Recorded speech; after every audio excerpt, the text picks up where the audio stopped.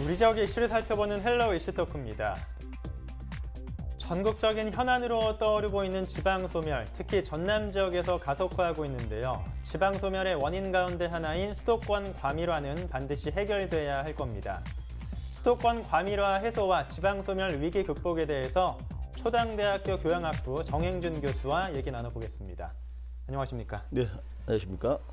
예, 오늘 수도권 과밀화에 대해서 얘기를 나눠볼 텐데요. 먼저 전남 지역을 포함한 전국적인 지방 소멸 현황에 대해서 말씀 들어보겠습니다. 예, 먼저 지방 소멸에 대한 원인에 대해서 잠깐 제가 언급을 하고 이야기를 좀 풀어가 보도록 하겠습니다. 네. 사실 이 지방 소멸이라는 것은 이제 본격적으로 시작이 되었다는 것이 각종 통계 지표를 통해서도 우리가 확인할 수가 있습니다. 지방 소멸의 원인을 이야기할 때요, 보면은 크게 세 가지의 키워드로 정리를 좀 할 수 있을 것 같습니다. 네. 이 세 가지의 근본 배경을 종합적으로 이해해야지만이 지방 소멸에 대한 원인, 또 현황, 대안 등에 대해서 구체적으로 이야기를 할 수 있을 것 같습니다. 첫 번째 키워드가 저출산의 문제입니다. 이 저출산에 관한 문제는 정말 많은 이야기를 우리가 했던 것 같습니다. 이 저출산의 문제는 첫 번째가 뭐냐면 출산을 하지 않는다는 겁니다. 또 두 번째는 출산을 또 적게 한다는 것이고, 또 세 번째는 결혼 자체를 하지 않는다는 거고요. 네 번째는 결혼 대상 인구 자체가 없다는 겁니다. 이 네 가지 영역이 저출산이라는 담론 안에 숨겨져 있다는 겁니다. 이 부분이 지방 소멸과 직접적 연관을 갖고 있다, 이렇게 말씀을 드릴 수 있겠고, 두 번째가, 첫 번째 저출산이었다면 두 번째는 고령화 문제입니다. 예. 이 고령화 현상으로 우리가 보면 고령화의 현상을 보면요, 전체 인구는 크게 줄어든 게 급격하지 않습니다. 이 전남 지역의 경우만 보더라도 22개 시군 지역의 인구를 놓고 보면 우리가 하루가 다르게 이렇게 막 급격하게 줄어들지 않습니다. 네. 그 문제는 인구 연령에 대한 그 연령층의 그 균형을 보면 이게 점점 역삼각형 모양으로 이렇게 되고 있다는 겁니다. 즉 고령화의 인구는 계속해서 증감하고 있고, 반면에 우리 저출산에 따른 우리 학생들, 이 청년층의 인구들은 급격히 줄어드는 양상을 보고 있다는 거죠. 네. 세 번째가 이제 수도권 이주입니다. 그러니까 일자리라든지 또 교육, 의료, 문화 등의 이유로 지방 인구가 수도권에 유출되고 있다는 거겠죠. 이게 다시 말해서 수도권 인구는 자체적으로도 증가하는 이유도 분명히 있습니다. 그런데 반면에 수도권 확장에 따라서 지방의 인구가 수도권으로 이전해버리는 이러한 배경이 좀 있다는 것이 바로 우리 지방 소멸을 얘기할 수 있는 세 가지 키워드라고 말씀을 드릴 수 있겠네요. 네. 매년 우리 한국고용정보원이라는 국가기관에서 지역별 인구 소멸 지수를 발표하는데요. 올해도 역시 인구 소멸에 대한 정말 많은 담론들을 이 통계 수치가 우리 고용정보원 발표가 많은 의미를 주었습니다. 네. 전국 228개의 시군구 중에서요, 105곳, 즉 46.1%가 인구 소멸 지역으로 발표를 했습니다. 즉 말하자면 전국에 228개 시군구가 있는데 거의 절반에 육박하는 곳이 인구 소멸로 발표를 한 겁니다. 그런데 중요한 것은 이 105곳의 인구 소멸 지역 중에서 97곳입니다. 92.4%에 해당되는 97곳이 전부 다 비수도권에 배치되어 있다는 겁니다. 네. 이게 정말 큰 이야기죠. 즉 서울이나 대전, 울산, 세종 이런 지역을 제외한 나머지의 비수도권 지역 거의 대부분이 소멸 지역에 들어왔다는 겁니다. 네. 이건 정말 너무나 큰 문제입니다. 우리 지역의 경우를 한번 살펴보면 전남은 22개 시군 지역이 있는데요. 역시 고용정보원에서 발표를 했는데 이 중에서 18곳이 소멸된다라고 발표를 한 겁니다. 네. 그 중에서 또 이게 특이하게 좀 봐야 될 부분이 한평, 곡성, 고흥, 보성은 인구 소멸의 고위험 지역으로 또 발표를 했습니다.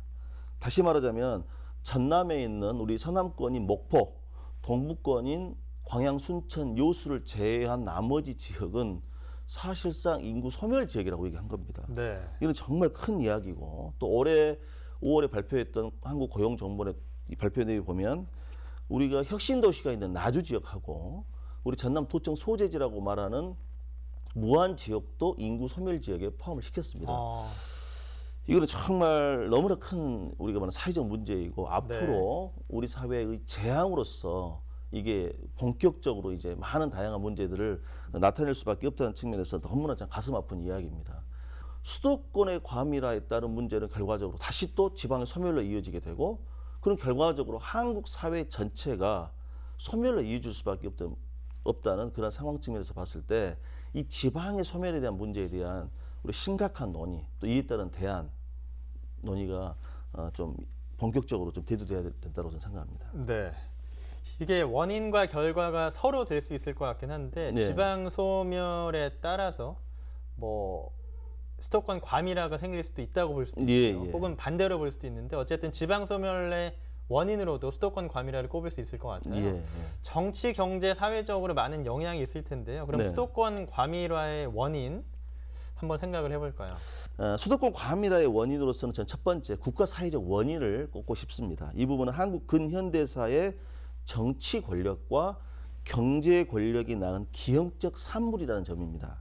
다시 말해서 우리가 1953년에 이제 한국 전쟁이 정전이 되고 휴전이 되고 우리 한국은 이제 민주주의 정치적으로 민주주의 또 경제적으로는 자본주의를 채택해서 기존의 농업 기반 사회에서 산업화 시대로 이제 급격하게 전환을 하게 됩니다.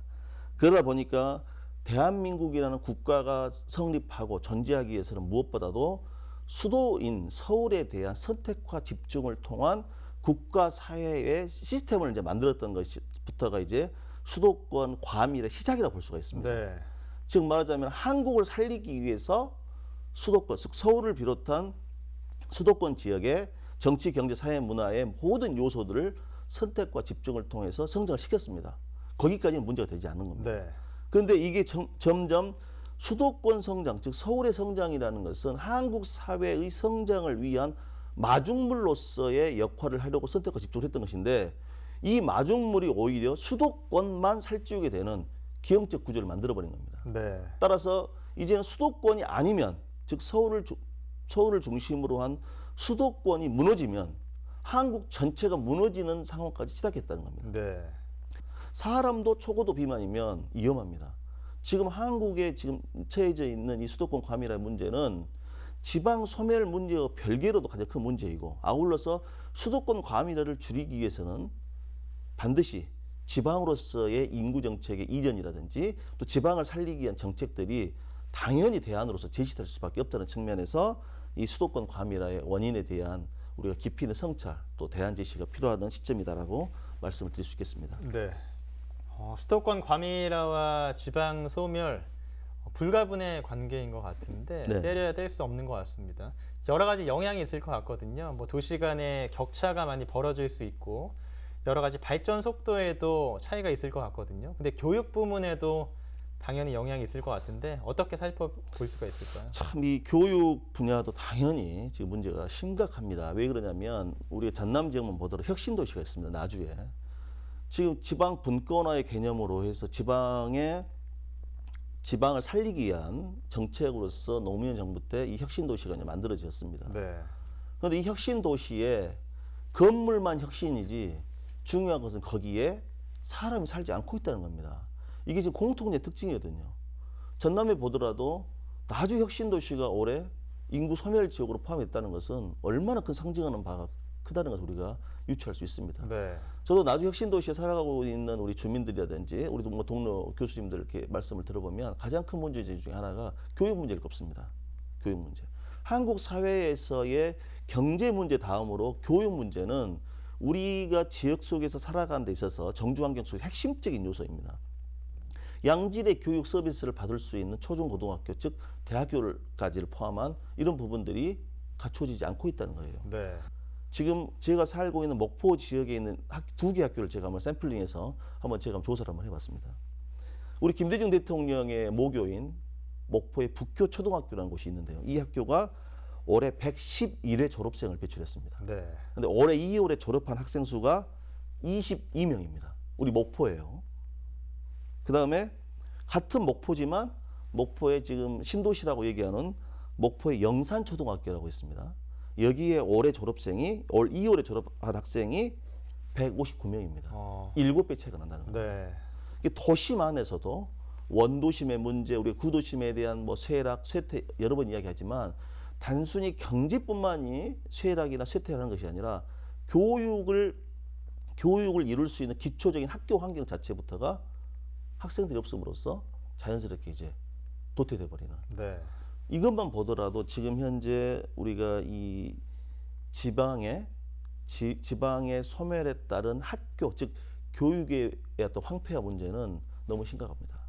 다시 말하자면 학교가 없으면 제가 모두에도 설명을 드렸습니다만 이주 아무리 좋은 정책을 쓰더라도 그곳에 다닐 수 있는 학교가 없다거나 이것은 아무리 좋은 정책 쓴다 하더라도 구조적으로 안 된다고 합니다. 그래서 이러한 부분들이 경제 다음으로 중요한 부분이 저는 교육 분야라고 하는데 네. 이 교육 분야에 대한 대책들을 정말 많은 정말 노력들을 우리 지방 정부 차원에서도 노력을 해야 할 것 같습니다. 그래서 이 작은 학교를 살리기 위한 노력들, 또 이렇게 이런 교육 과정의 혁신적인 운영을 통해서 어떻게 하든 지방 소멸을 막기 위해서라도 우리 학교에 대한 이런 작지만 강한 학교에 대한 모델들을 만들어서 향후에 우리가 인구들이 이제 지역으로 넘어왔을 때 또 이렇게 지방으로 정착할 수 있는 최소한의 마지노선이 저는 이 교육에 있다라고 말씀을 드릴 수 있겠습니다. 네. 그리고 제가 최근에 통계 자료를 봤는데 코로나19 이후에 네. 이제 발생하고 진행되고 있는 와중에 이제 나온 자료였는데 수도권으로 청년들의 이주가 더 예전보다 많아졌다, 그런 통계 자료를 봤거든요. 네.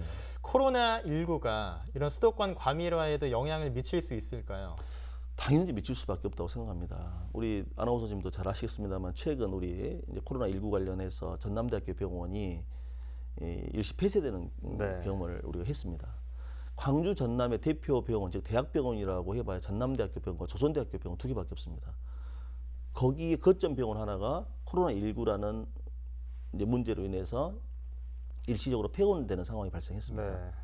그러면 이곳에서 아픈 사람들이 그 외에 지금 뭐 우리가 뉴스를 계속해서 보고 있지만 거기에도 뭐 암 환자라든지 처방을 받아야 할 많은 수많은 환자들이 약을 처방받기에 줄을 서 있는 모습들. 당연히 정주 환경 속에서 얘기를 할 때 정주 조건 속에서 교육 문제, 첫 번째 경제 문제고 두 번째 교육 문제라고 한다면 세 번째는 보건 의료 부분입니다. 네. 지금 우리 전라남도가 지금 의과대학을 유치하려는 이유도 여러 가지 이유가 있지 않습니까? 아파도 치료할 수가 없다고 한다면 이건 보통 문제가 아닙니다. 지금 우리 전라남도에서도 많은 노력을 했습니다만은 저출산 문제 관련 얘기해서 지금 우리 22개 시군 중에서 15개의 시지역을 제외한 17개 정도의 군단위 지역에는 산부인과 없는 경우가 허다합니다. 그만큼 이 의료라는 것은 인간의 생존 문제에 있어서 너무나 중요한 요소인데 지금 현재 우리가 전라남도의 의과대학 유치도 바로 이런 연유가 아니겠습니까? 만약에 이러한 3차 의료기관을 포함한 이런 양질의 의료 서비스가 제공되지 않는다면 여기에서 살아갈 이유가 없다는 겁니다. 치료를 받을 수가 없고 또 치료를 받을 수 있는 여건들이 너무나 떨어진다 한다면 이것은 여기에 여기 우리 제발 살아야 됩니다라고 아무리 호소해도 이것은 우리가 여객 유출이 될 수밖에 없는 그런 문제를 나타나고 있다는 측면에서 이번 코로나19를 기점으로 해서 저는 분명히 여러 번 저도 이제 여러 사회기관에서도 그 주장을 합니다만 특히 전남 지역의 경우는 의과대학이 반드시 유치되고 아울러서 대학병원도 유치를 해야 됩니다. 그러니까 의과대학 하나의 이제 문제는 좀 다른 문제이긴 하지 않습니까? 뭐 동북권이냐 서북권이냐 뭐 이런 것은 다른 문제이기 때문에 제가 거기까지 얘기하지 않겠습니다만은 반드시 의과대학이 하나 유치돼서 적어도 서북권 하나, 동북권 하나의 대학병원급이 반드시 만들어지지 않으면 우리 전남 17개 광역시도 중에서도 가장 인구 소멸에 대한 부분이 취약합니다. 그래서 그런 부분들을 지금 우리 정부와 또 지방 정부와 또 지역의 우리 또 지역의 또 지역의 대학들을 연계해서 참 다양한 노력들을 우리가 해야지만이 정말 이번 코로나19가 우리에게 보여줬던 이 지방 소멸에 대한 문제를 우리가 다시 한번 극복하기 위한 대안으로서 이런 지금 현재 공공의료 체계에 대한 확충 이 부분도 네. 반드시 필요하다는 겁니다. 이게 없다면은 지방 소멸은 더 빨라진다는 걸 말씀드리고 싶습니다. 그 지역의 발전을 위해서 세 가지 조건, 경제, 교육, 의료 분야를 말씀해 주셨는데 네. 일단 전남 지역은 다 이렇게 충분한 상황은 아닌 것 같아서 아니죠. 안타깝다는 생각이 드네요. 맞습니다. 예. 예. 그럼 이걸 이제 해결을 해야 할 텐데 여러 가지 이제 대책들이 나오고 있거든요. 네. 뭐 행정수도 이전을 완성해야 한다, 뭐 그런 말도 나오고 교수님의 생각이 궁금합니다. 실효성 있는 대책들 어떤 게 있을까요? 첫 번째요. 이제 수도권 과밀화와 지방 소멸은 사실 다른 영역의 문제인데 수도권 과밀화를 먼저 해결하기 위해서는 뭡니까? 그 과밀한 대부분이 분산되기 위해서 어디로 가야 된다는 겁니까? 지방으로 가야 된다는 네. 겁니다. 또 지방의 소멸을 막기 위해서는 거듭 말씀 다른 내부적 요인 아까 말씀드린 저출산의 문제라든지 뭐 여러 가지 얘기했습니다만은 수도권 과밀화를 지방으로 분산함으로써 수도권과 지방이 이제 밸런스를 유지할 수 있는 이 부분이 사실은 이 두 가지 문제를 동시에 해결할 수 있다는 겁니다. 수도권을 분산하고 분산에 따른 이 부분을 지방에서 흡수하고 그래서 지방 어느 정도 밸런스를 높이고 그러면 수도권과 지방이라는 이 용어를 굳이 이제 구분하지 않더라도 모든 지역이 지방으로서 지방 분권의 개념으로서 동시에 성장할 수 있다는 거 아니겠습니까? 네. 이와 관련해서 수도권 과밀화와 지방 소멸에 관한 수많은 정책들이 사실 쏟아져 나왔습니다. 인구 문제만 보더라도 수백조의 천문학적인 돈들이 지금 투여되고 있습니다. 수십 년간. 그런데 이 부분을 해결하지 못하고 있습니다. 오히려 수도권은 과밀은 더 커져만 가고 또 우리 지방의 소멸은 더 극가속이 되고 있다는 겁니다. 네. 이런 측면에서 봤을 때 저는 과감한 발상의 전환으로 인구 정책을 포함한 이 정책적인 드라이브가 이루어져야 되는데 그 첫 번째로 정치 권력과 경제 권력을 과감하게 지방으로 이전해야 된다고 합니다. 다시 말하자면 지금 계속 논의되고 있습니다만은 제가 말씀드리고 싶은 상상력 넘치는 발상입니다. 파격적인 얘기를 하는 겁니다. 네. 우리나라의 대기업을 지방으로 이전하면 됩니다. 본사를. 네. 그리고 지금 현재의 정부의 수도권 중심의 공공기관들이 아직도 많이 있습니다. 2차, 3차를 포함해서 지방으로 17개 광역시도 고루 분산해 주면 됩니다. 네. 그럼 어디다 분산할 것인가? 답 간단합니다. 이미 다 혁신 도시가 다 있습니다. 거기 분산하면 됩니다. 그러면 우리 수도권에 있는 우리 경제학자들 포함해서 하시는 말씀들이 뭐냐면 그러면 수도권의 선택과 집중을 통해 한국 전체가 무너질 수 있다 이렇게 얘기를 하는데 그건 큰 오산입니다. 지금 목포에서도요. 광주 성정과 우리 목포의 KTX 즉 고속전철이 아직 완공이 안 됐음에도 불구하고 2시간 10분에서 20분이면 우리가 SRT로 수서 KTX 용산을 갈 수 있습니다. 우리나라에 2시간 이내로 전부 다 접근이 가능한 교통 인프라를 갖추고 있습니다. 이게 그런 말이 되지 않다는 얘기입니다. 따라서 정부 기관들을 비롯한 공공기관들을 대거 지방으로 이전하고 두 번째는 이 기업들 있죠. 이 기업들을 과감하게 지방으로 이전할 수 있도록 각종의 세제 혜택이라든지 토지를 뭐 무상으로 제공해 준다든지 뭐 세금을 아주 파격적으로 감면해 준다든지 즉 정치와 경제의 주체들을 지방의 곳곳에 분산해버리는 그런 강력한 정책이 저는 필요하다 봅니다. 이런 정도의 파격적인 것이 없단다면 이 문제는 해결되기가 쉽지 않을 것 같습니다. 그리고 세 번째는 수도권에 있는 명문대학이라고 속칭 말하는 이 대학들을 지방으로 과감히 인전을 해야 됩니다. 네. 서울대학을 비롯한 특정 대학을 말씀드려서 그렇습니다만 서울대학을 비롯한 국공립대학을 국가에서 운영하는 대학들을 과감하게 지방으로 이전할 필요가 있고 아울러서 수도권에 있는 병원들, 대학병원들도 과감하게 지방으로 이전할 필요가 있다는 말씀을 드리고 또 여기서 하나 덧붙여 말씀을 드리자면 대안으로서 수도권 대학의 정원을 대폭적으로 감축해야 됩니다. 그러면 지방 대학의 정원들이 학생들이 오게 될 수밖에 없습니다. 네. 이런 부분이라든지 또 특히나 이제 제가 마지막으로 제가 자주 강조합니다만은 이 기본 소득에 대한 이야기가 지금 계속해서 나오고 있습니다. 아마 차기 정부 때 아마 핵심적인 공약 내용이 여야를 떠나서 국민의 기본소득제에 대한 논의가 될 텐데 저는 이 기본소득제를 빨리 시행해야 된다고 봅니다. 그런데 누구를 대상으로 할 것인가? 저는 농사노촌에 거주하고 있는 주민들에게 또 특히나 청년들이 이주해온 경우에 한해서 기본소득제를 먼저 시행을 해보면 이런 지방 소멸을 막을 수 있는 최소한의 제도 장치가 이루어지지 않겠나 그런 생각을 해보게 됩니다. 네. 네. 지금 말씀을 들어보니까 그게 사회적인 공감대가 일단 나와야 다 실행될 수 있는 일들인 것 같거든요. 네. 그래서 이 중요성을 또 심각성을 많이 공감하고 유대하면서 빨리 해결될 수 있었으면 좋겠습니다. 네. 자, 오늘 수도권 과밀화와 지방 소멸에 대해서 초당대학교 교양학부 정행준 교수와 얘기를 나눠봤습니다. 오늘 말씀 잘 들었습니다. 수도권 과밀화에 따른 지방 소멸에 대해 얘기 나눠봤는데요. 체계적이고 실효성 있는 대책을 마련해 지방 소멸을 일으키는 수도권 과밀화가 해소될 수 있길 바라면서 오늘 마치겠습니다. 헬로 이슈 토크 여기까지입니다.